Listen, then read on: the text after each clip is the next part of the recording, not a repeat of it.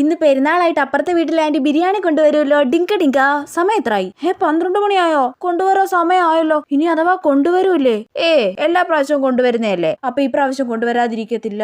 പക്ഷെ ആ മീൻകാരൻ ഞാൻ പുറത്തിറങ്ങുന്നതിന് മുന്നേ സ്പീഡിൽ ഓൺ അടിച്ചിട്ട് പോയി, ഇല്ലെങ്കിൽ കുറച്ച് മീൻ വാങ്ങിക്കായിരുന്നു. അയ്യേ, ഇന്ന് ബിരിയാണി കിട്ടുമ്പോ പിന്നെന്തിനാ മീൻ? അപ്പൊ ഇന്ന് ബിരിയാണി വരൂല്ലേ? അമ്മ അതിനെ കുറിച്ചൊന്നും പറയുന്നില്ലല്ലോ. ഒച്ച സാമ്പാർ ആകട്ടെ. എടി, ചോറ് കഴിക്കത്തില്ലേ നീ? അയ്യേ, എനിക്കൊന്നും വേണ്ട സാമ്പാറും തേങ്ങയൊന്നും. ഞാനിന്ന് ബിരിയാണി മാത്രം കഴിക്കും. പോ.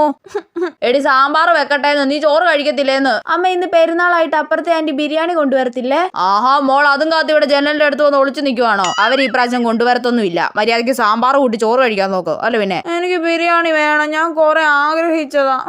മിണ്ടാതിരിക്കോച്ചേ. അതെ, അപ്പുറത്തെ വീട്ടിലെ ആന്റി വരുന്നുണ്ട്. അയ്യോ, ജനലിന്റെ അടുത്തൊന്ന് മാറി നിൽക്കാം. ചേച്ചി, നീതുമോൾ അകത്തെവിടെ ആണെന്ന് തോന്നുന്നു. ആന്റിയെ കാത്ത് ജനലിന്റെ അടുത്തൊന്ന് ഒളിച്ചു നിൽക്കുവല്ലോ കേട്ടോ. വരുവാണേ. വേഗം പോയി ബിരിയാണി വാങ്ങിക്കാമേ, ചുമ്മാ ഷോ കാണിക്കാം.